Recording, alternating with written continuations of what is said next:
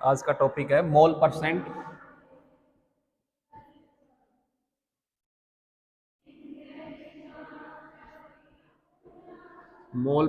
And mass percent. Mole percent and mass percent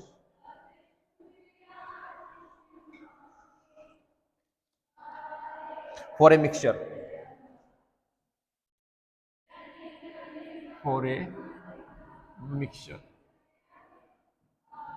किसी भी mixture के अंदर मोल परसेंट निकालेंगे और मास परसेंट निकालेंगे। ठीक है जी। देखो, मिक्सचर ले रहे हैं तो एक से ज्यादा कंपाउंड्स मिलेंगे, कंफर्म बात है। तो मैं कोई भी मिक्सचर लेता हूं, उस मिक्सचर के अंदर क्या होंगे, ए कंपाउंड होगा और एक क्या होगा, बी। ठीक है जी। अब मैं यहां से बताता हूं, अगर मैं इसकी मास की बात करूं कि इसका मास कितना होगा इस मिक्सचर के अंदर, तो मैं कह रहा हूं समझने के लिए कि इसका मास होगा WA, इसका कितना होगा WB। ठीक है। दूसरी साइड में बात करता हूं इसके मोल्स की कि इसमें मोल्स कितने होंगे, ए के मोल्स कितने हैं, बी के मोल्स कितने हैं। तो मैं मान रहा हूं कुछ देर के लिए इसके मोल्स क्या हैं Na, इसके मोल्स कितने हैं NB। ठीक है जी। हमें मास पता लग गया और क्या पता लग गया, मोल्स पता लग गया। अब हम यहाँ से क्या निकालने वाले हैं, मास परसेंट ऑफ ए। तुम्हें पता है, बस तुम निकाल भी सकते हो डायरेक्ट। बस थोड़ा सा रिकैप करवा रहे हैं, क्या रिकैप करवाना है, मास परसेंट ऑफ ए ये कैलकुलेट करना है। तो मास परसेंट ऑफ ए कैसे कैलकुलेट करोगे कि उसका कितना वेट है। देखो फॉर्मूला क्या लगाओगे कि सर WA यानी कि उसका कितना वेट था, वेट का मतलब उसका ए का कितना मास है उसके अंदर, ठीक है, डिवाइड बाई उसका total mass, divide by total, यानी कि मिक्सचर का मास कितना है। इसको मैं यहाँ अज्यूम कर लेता हूँ, मान लो इसका टोटल मास क्या है WT, और WT कैसे निकलेगा, WA प्लस WB निकाल सकते हो ये तो इजीली। तो यहाँ पे क्या आएगा W टोटल, और अगर परसेंटेज में निकाल रहे हैं तो क्या करेंगे 100 से मल्टीप्लाई। ठीक है जी। अगर मास परसेंट ऑफ बी निकालूंगा तो क्या आएगा formula, mass percent of B निकालता हूं तो क्या आएगा बेटा, WB divide by W total और मल्टीप्लाई बाय 100,000। ठीक है जी। ये फॉर्मूला बन गया इसका मास परसेंट का। अब मैं यहीं से पूछता हूं आपसे, एक तरफ तो हमने मास परसेंट की बात कर ली, यहां मैं बात करता हूं मोल परसेंट की, किसकी, कि हमें मोल परसेंट निकालने हैं। अब मोल परसेंट कैसे निकालोगे, मोल परसेंट ऑफ ए, तो क्या फॉर्मूला बनेगा बताओ, नंबर ऑफ मोल्स ऑफ ए। ठीक है जी, नंबर ऑफ मोल्स ऑफ ए और number of moles total mixture के अंदर कितने मोल्स हैं, तो क्या आएगा Na प्लस NB। तो मैं यहां लिख देता हूं Na जमा NB और मल्टीप्लाई बाय कितने से करोगे 100 से, क्योंकि क्या निकाल रहे हैं हम मोल परसेंट को कैलकुलेट कर रहे हैं। समझ गए बात, कर सकते हो इतना काम। ठीक है।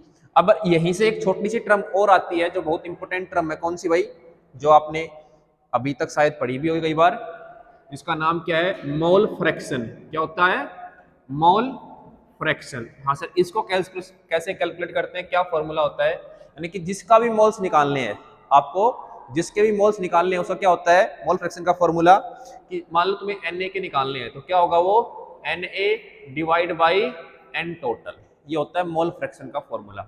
इसके ऊपर लगा लेना बेटा स्टार, ये इंपॉर्टेंट फॉर्मूला होता है, कई बार क्वेश्चन में पूछ लेता है डायरेक्टली किसी कंपाउंड का मोल फ्रैक्शन कितना है। निकाल सकते हो ना, आप फॉर्मूले लिखवा दिए हैं, अब डायरेक्ट तो मैं अगर मैं क्वेश्चन बोलूंगा तो क्वेश्चन से निकाल दोगे। ठीक है, आगे चर्चा करते हैं। चलो, अब तक तो बात कर ली हमने किसकी, मास की और मोल्स की। अब मैं एक और बात करता हूं किसकी, एवरेज मॉलिक्यूलर मास, किसकी बात करता हूं, सॉरी एवरेज एटॉमिक मास की। एवरेज एटॉमिक मास की, एवरेज एटॉमिक मास क्या होता है, देखो ये बहुत अच्छा कॉन्सेप्ट है और समझना भी चाहिए, है क्या वो देखते हैं। देखो हमने बात क्या है बेटा एवरेज एटॉमिक मास की, तो जनरली हम कार्बन पढ़ते हैं कि एवरेज एटॉमिक मास की बात कहाँ की जाती है, जैसे कार्बन है कि हम पढ़ते हैं सर कार्बन का एटॉमिक नंबर क्या लिखते हो, सॉरी मास नंबर बेटा, किसकी बात कर रहे हैं, एटॉमिक मास की बात कर रहे हैं, तो क्या लिखते हो 12। तो उसमें हम क्या बात करते हैं कि सर एटॉमिक नंबर, क्या बात करते हैं, एटॉमिक नंबर क्या होगा 6 होगा। तो फिर एटॉमिक मास की बात करें क्या, तो क्या सर उसमें number of protons plus number of neutrons plus number of electrons, यही होता है मास नंबर। ठीक है जी। या फिर क्या बोले कि सर इसका मास कितना होता है 12 ग्राम या फिर 12 AMU, ये क्या हो गया उसका मास ही हो गया ना, तो सर ये निकला कैसे होगा, स्टार्टिंग में निकाला कैसे होगा, तो वो किससे निकाला होता है बेटा, एवरेज एटॉमिक मास से। और सर एवरेज एटॉमिक मास निकालते कहाँ है, वहां निकालते हैं बेटा जहां पे आइसोटोप्स एग्जिस्ट करते हैं ना किसी एलिमेंट के, किसी भी एलिमेंट के अगर आइसोटोप्स एग्जिस्ट करते हैं तो वहां पे हमें क्या कैलकुलेट करना पड़ता है, एवरेज एटॉमिक मास। जैसे कि समझते हैं हम कार्बन से, कि कार्बन के कितने आइसोटोप होते हैं बेटा, 3 आइसोटोप होते हैं ना कार्बन के, ठीक है, कौन कौन से होते हैं, C12 और कौन सा होता है C6 C13 और एक क्या होता है C614। तो सर कार्बन के 3 मास हैं और हम किस मास को स्टडी करें कि 12 वाले को पढ़े, 14 वाले को पढ़े या 13 वाले को पढ़े, तो ये डिपेंड करता है बेटा इसके किसके ऊपर, नेचर के अंदर अबंडेंस के ऊपर, कि हमारी नेचर में कि C12 की अबंडेंस कितनी होती है, C13 की कितनी होती है और C14 की कितनी होती है। तो हम पढ़ते हैं कि जो हमारी नेचर के अंदर C12 होता है ना, वो 99.1% क्या होती है, इसकी अबंडेंस होती है, ठीक है, इसकी अबंडेंस कितनी होती है 99%, ठीक है जी। बच गया ये, इसकी कितनी होती है 0.015, ठीक है जी, और इससे कितनी होती है 0.85%, ये होता है नेचर के अंदर। इससे निकालते हैं क्या, क्या निकालेंगे इससे, एवरेज एटॉमिक मास। वो किस पर डिपेंड करेगा, अबंडेंस के ऊपर, उसके आइसोटॉप्स हैं सर 3, इन आइसोटॉप्स के ऊपर उसका एवरेज एटॉमिक मास डिपेंड करेगा। तो लिख लो बेटा, इसमें छोटी सी डेफिनेशन लिख सकते हो आप, if atomic mass of an substance, if atomic mass of any substance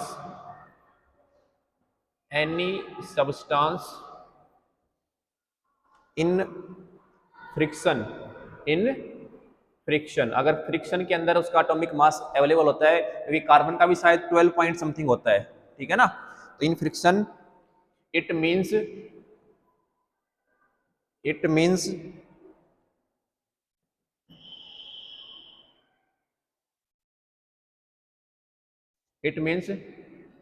it's mixture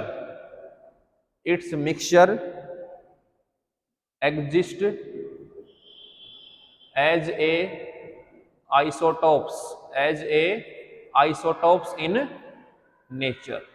अगर किसी भी कंपाउंड का एटॉमिक मास फ्रिक्शन में आता है तो उसका मतलब सीधा सा है उसके नेचर के अंदर क्या प्रेजेंट है, आइसोटोप्स प्रेजेंट है, इसलिए उसका मास क्या आता है, फ्रिक्शन में आता है, ठीक है।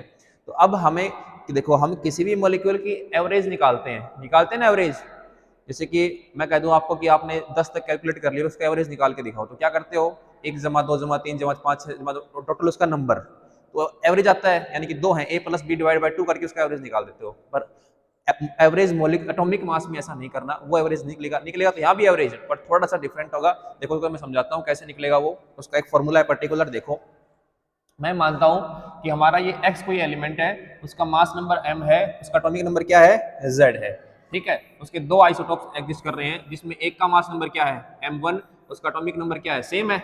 आइसोटॉप उसे कहते हैं ना बेटा जिसका एटॉमिक नंबर क्या हो, सेम, और मास नंबर क्या हो, डिफरेंट हो, ठीक है। तब मुझे अब दूसरा, ये तो ये बात पता है, दूसरी इसके बारे में क्या बात पता होनी चाहिए, इसकी नेचर के अंदर अबंडेंस कितनी है। एक तो इनका M1 M2 पता होना चाहिए, दूसरा क्या, नेचर में अबंडेंस कितनी है। तो देखो इसकी परसेंटेज ऑफ अबंडेंस कितनी है, मैं मान रहा हूं इसकी, ये मान लो A%, ठीक है, और इसकी मैंने क्या मानी B। अब मैं यहां से निकाल रहा हूं बेटा मोल, इसके मोल्स कितने होंगे, इसके क्या निकाल रहा हूं मैं, मोल्स। तो देखो इसका मास कितना है M1, समझ गए, और इसकी परसेंटेज अबंडेंस कितनी है A, तो इसके मोल्स कितने आएंगे बेटा, A M1 और यहाँ पे क्या आएगा B M2, समझ गए, ये इसके मोल्स आ जाएंगे। दो चीजें पता होनी चाहिए, परसेंटेज अबंडेंस और दूसरा क्या, मोल परसेंट कर सकते हैं उसको, क्या ये मोल परसेंट।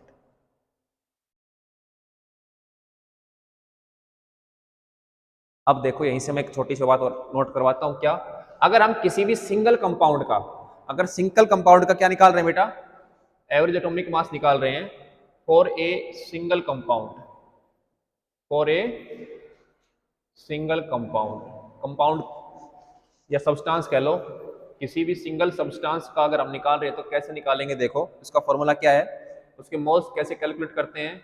मोल्स का फॉर्मूला क्या होता है, मोल्स इक्वल्स टू, मोल का फॉर्मूला क्या होता है भाई, मास ऑफ सब्सटेंस।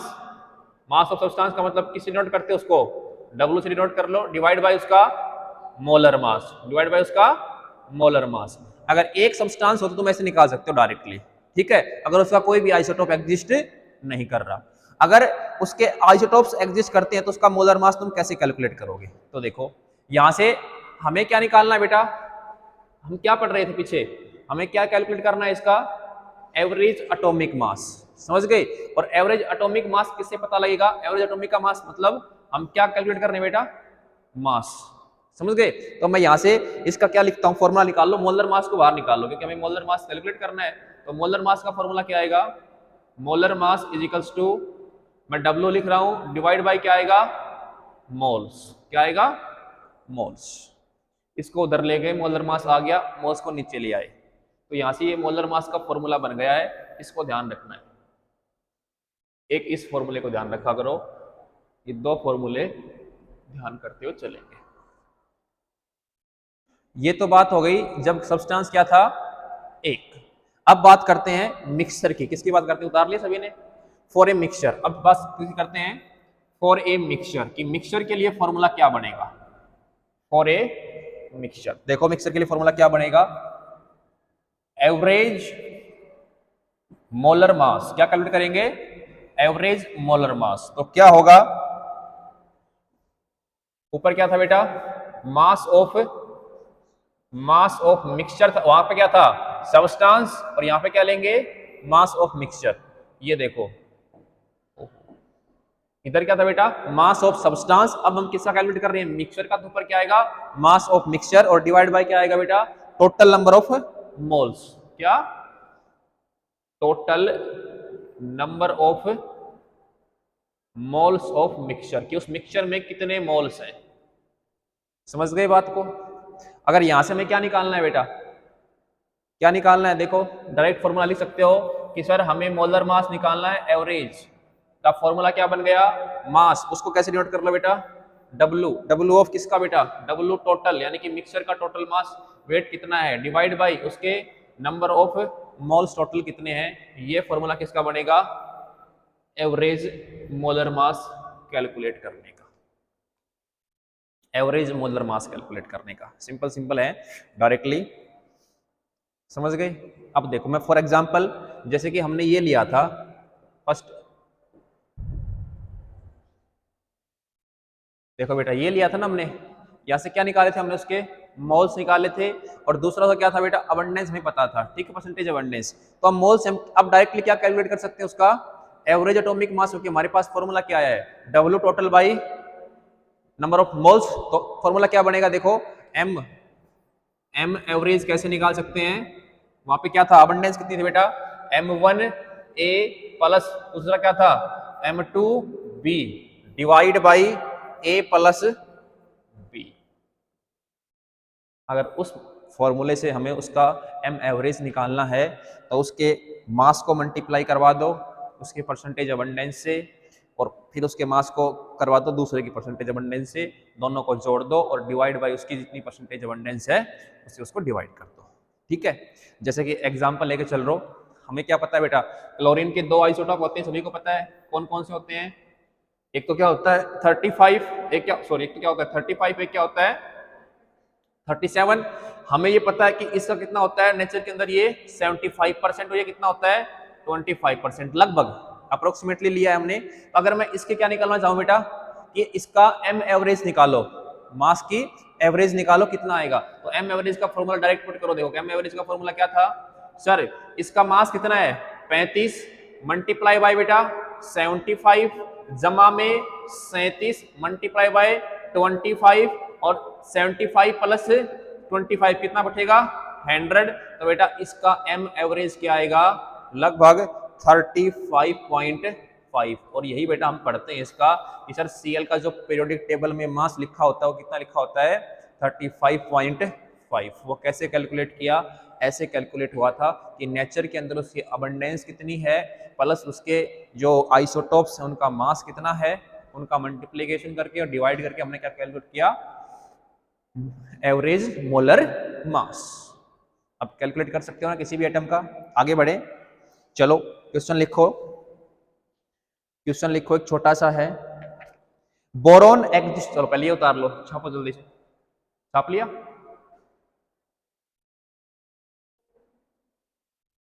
छाप लिया, लिखो boron.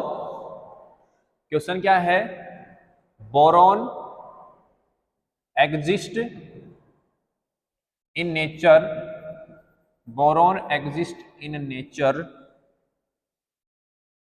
in form of B10 and B11। Boron के दो आइसोटोप नेचर के अंदर एग्जिस्ट कर रहे हैं, B10 और B11।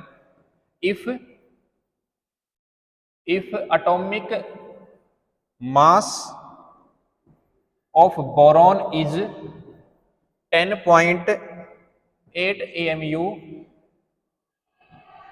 then the moles present of B10 and B11, mole percent निकालो बेटा, मोल percent of B10 and B11। हो जाओ शुरू, कैसे निकालते हो बताओ जल्दी से, थोड़ा सा दिमाग लगाएंगे तुरंत क्वेश्चन आ जाएगा। देखो सबसे पहले क्या अप्रोच रहेगी, अप्रोच देखो बेटा, क्वेश्चन में गिवन क्या है, बोरॉन गिवन है, सर उसका एटॉमिक मास कितना है 10.8 AMU, AMU कह लो चाहे ग्राम कह लो या फिर 10.8 कह लो, ठीक है। मास है उसका, सर इसके कितने आइसोटोप दे रखे हैं, दो आइसोटोप हैं, कौन से, B10 और B11। समझ गए बात। अब हमें बात क्या करनी थी इसकी, कि इसके क्या निकालने बेटा, सबसे पहले हमें मोल्स नहीं पता, इसका मोल्स पता ही नहीं हमें, तो कितने दे रखे हैं, तो सपोज कर लो, लेट कर लो कि सर B10 के मोल्स कितने हैं x, मान लो B10.8 100% नेचर में प्रेजेंट है, तो B10 कितना होगा x मान लिया हमने, क्या मान लिया x, ठीक है जी। तो ये B11 कितना बचा 100 माइनस x, क्योंकि ये 100% था, तो ये कितना बच गया 100 माइनस x। अब यहां से फॉर्मूले में पुट कर दो बेटा जल्दी से, फॉर्मूले में पुट क्या कर दो, देखो ये मिक्सचर का मास प्रेजेंट है 10.8, एवरेज मोलर मास है ना ये, तो एवरेज मोलर मास कितना है 10.8 AMU इक्वल्स टू, क्या करें बेटा, पहले का मास हमें पता नहीं है, पहले का मास पता नहीं है ना, अरे इसका मास ये रहा 10, इसका मास ये रहा 11, तो क्या करोगे, मोल्स नहीं पता था हमें, वो हमने लेट कर लिए 10 इंटू एक्स प्लस में 11 इंटू क्या है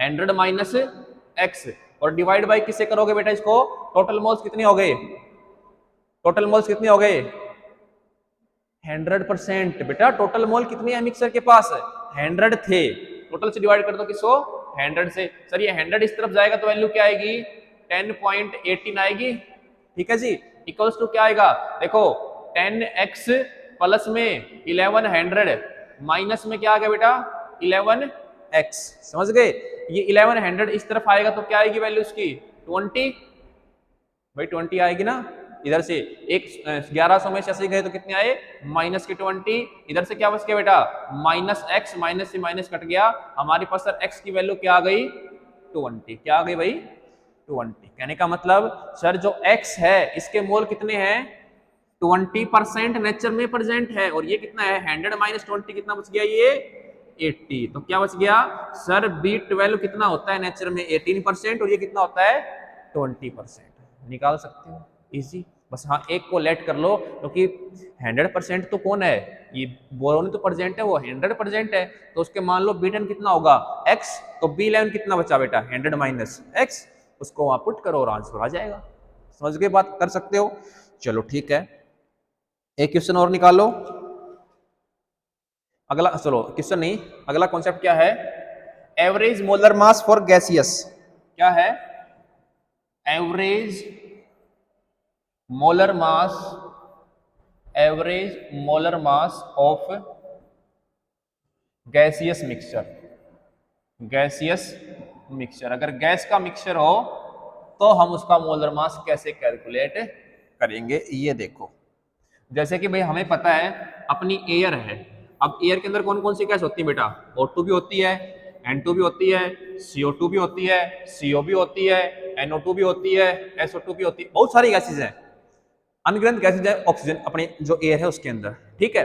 अब हमें क्या करना है, इन गैसेस के मिक्सचर का जो है, मैं कहूं कि इन्हीं दो की मेरे को परसेंटेज अबंडेंस बताओ, तो मैंने ये कहा आपसे कि मेरे को बताओ ऑक्सीजन और N2 अपनी नेचर में अपने के मोल्स निकालने की कितने परसेंट है, तो मैं क्या कह रहा हूं कि लगभग इसकी परसेंटेज प्रेजेंट है एयर के अंदर 80%, उसकी कितनी है 20%। तो क्या इसका एवरेज मास निकाल सकते हो, निकालो, कैसे निकालोगे, molar molar mass of air कैसे निकालोगे, molar mass of air, molar mass of air कैसे निकालोगे भाई, O2, O2 में ए का कितना होता है बेटा 16, ऑक्सीजन का कितना होता है मोलर मास 16, दो कितने 32, तो 32 मल्टीप्लाई बाय 20 प्लस में बेटा नाइट्रोजन कितना होता है 14, 14 दूनी 28, तो 28 और मल्टीप्लाई बाय 80, और टोटल कितना बेटा 80 जमा 20 कितनी होगी 100, क्या वैल्यू आएगी बेटा, जो भी वैल्यू आएगी कैलकुलेट कर लेना, लगभग 28.8 आई, क्या आएगी 28.8 आएगी, कैलकुलेट करो बेटा, ठीक है जी। तो ये उस एयर का हमने मानना है बेटा, एग्जैक्ट नहीं है ये, मैंने ये तुम्हें लेट दिया था कि नाइट्रोजन मान लो 80% प्रेजेंट है और कितनी ऑक्सीजन 20% है, तो हमें इसके रिस्पेक्ट में अगर मोलर मास निकालना है एयर का तो कितना आएगा वो 28.8%, समझ गए बात। और तुम्हें पता है बेटा ऑक्सीजन में मैक्सिमम क्या प्रेजेंट होती है, नाइट्रोजन होती है 78%, फिर कौन होती है ऑक्सीजन, और उसके बाद जो बची हुई छोटी छोटी 0.1 मोल CO, CO2 ऐसे ये सारी प्रेजेंट होती है, समझ गए जी।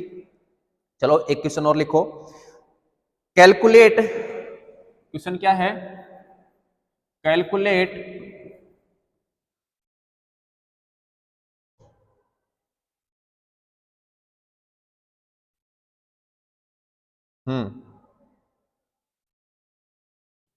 Molar mass of mixture, molar mass calculate करना है, मैंने मिक्सचर दिया है तुम्हें SO2 का और O2 का, और मैंने ये कहा है ये नेचर में प्रेजेंट होती हैं 2:1 के अंदर, क्या दिया है 2:1 के अंदर दिया है, तो इसका M एवरेज निकाल के दिखाओ, क्या निकालना है M एवरेज, कैसे निकालोगे M एवरेज, जल्दी से, 1 सेकंड का भी क्वेश्चन नहीं है ये, तुरंत निकाल दो।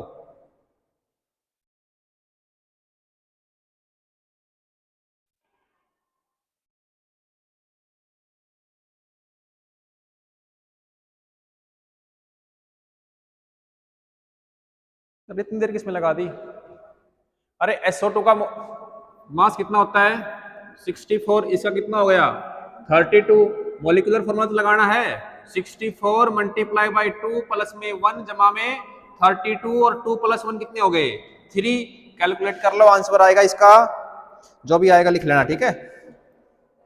हाँ ये फॉर्मूला डायरेक्ट पुट करना है, ये मैंने अबंडेंस दे दी ना कि 2:1 में प्रेजेंट है,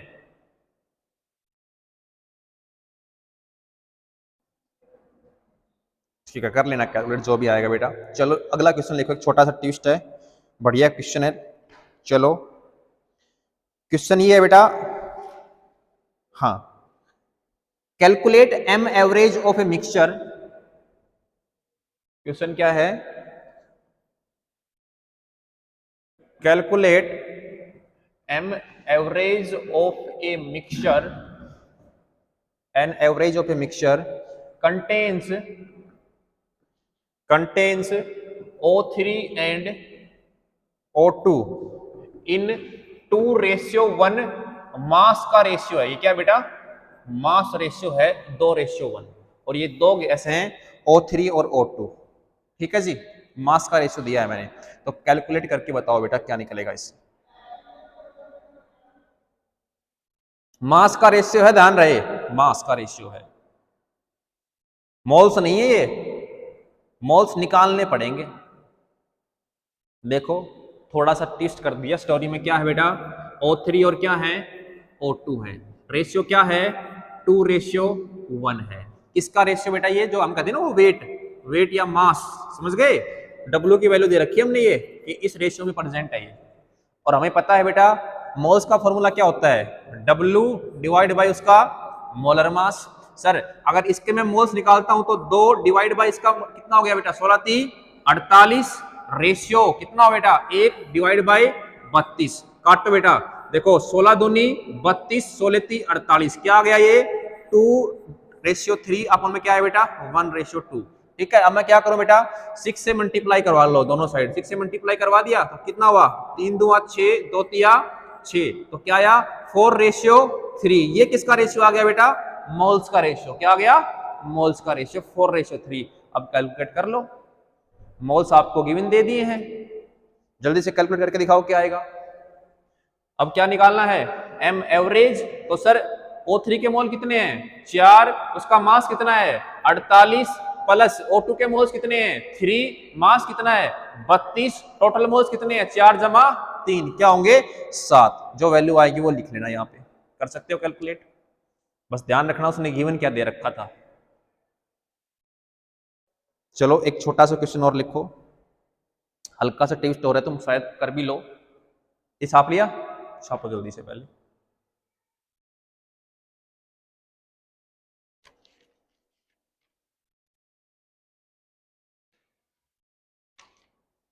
लिखो नंबर, सॉरी नंबर नहीं, NO, क्वेश्चन क्या है आपको, मिक्सचर है NO एंड NO2 का मिक्सचर मैंने दे रखा है, ठीक है जी।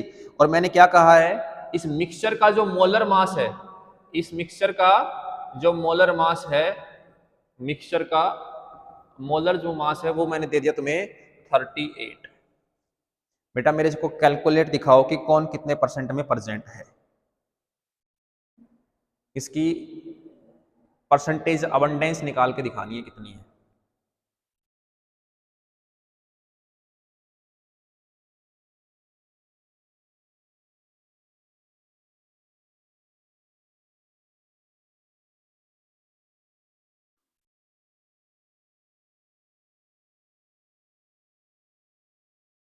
एक क्वेश्चन मैं पहले करवा चुका हूं ऐसे इस टाइप का, एक्स मानना था हमने, ठीक है, दो चीजें तो गिवन ही है, इसका मोलर मास NO का तुम निकाल सकते हो, NO2 का तुम निकाल सकते हो, मोल्स नहीं दे रखे, मोल्स को मान लो।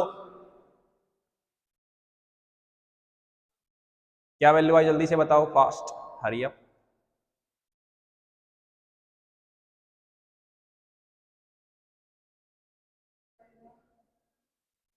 अच्छा, अगर एक 50 आ गया तो दूसरा भी क्या है 50 है, समझ गए बात को, कैसे निकाला सर, एवरेज मोलर मास दे रखा है 38 इक्वल्स टू NO का मास कितना होगा भाई, NO का कितना होगा 30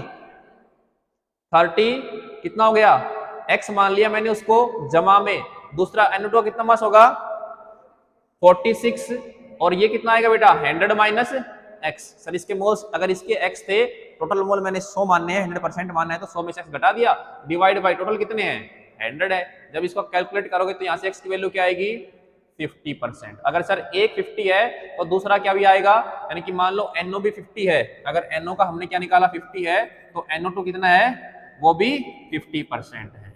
देखो भाई एक गजब और हो गया है यहाँ से, वो गजब क्या है, यहां से एक ट्रिक बन जाएगी बेटा, इन दोनों के मास को जमा कर लो, देखो कितना जमा रहा है, सो ट्रिक लगा लो, ये सो ट्रिक है, लिख लो छाप लो इसको, क्या है 30 जमा 46 डिवाइड बाई 2, कितना हो रहा है बेटा जोड़ो 6 और 4 और 3 7 डिवाइड बाई 2, कितना आया, कितना आ रहा है 38 आएगा। तो देखो पहचानो 38 क्या है मिक्सचर का मास है, और अगर दोनों को सम करके उसका मास निकाल रहे तो भी क्या आ रहा है बेटा 38। तो यहां से ये ध्यान रखना, जब भी मिक्सचर का मास और ये जो मिक्सचर का मास है और दोनों एटम्स का अलग अलग, दोनों मॉलिक्यूल्स का अलग अलग मास करते हैं, अगर वो सेम आता है तो वो हमेशा किस रेशियो में प्रेजेंट रहेंगे 1:1। 1 का मतलब सॉरी 1:1 का मतलब 15:50 के अंदर दोनों इक्वल अमाउंट में प्रेजेंट हैं, निकालने की जरूरत ही नहीं है फॉर्मूले, डायरेक्ट सबसे पहले इन दोनों का मास का सम कर लो, डिवाइड बाय 2 करके देखो, अगर मोलर एवरेज के बराबर आता है तो आंसर सीधा लिखना है क्या बेटा 50-50%। तो ये शॉर्ट ट्रिक लगा लेना, पहले सीधा अगर कोई भी क्वेश्चन मिलता है तो पहले दोनों का समी करके देख लेंगे, अगर सम से उसका एम एवरेज इक्वल आ रहा है तो दोनों इक्वल अमाउंट में परसेंट है, 50-50%। पक्का कर सकते हो ना? ओके, तो एक क्वेश्चन लिख लो बेटा,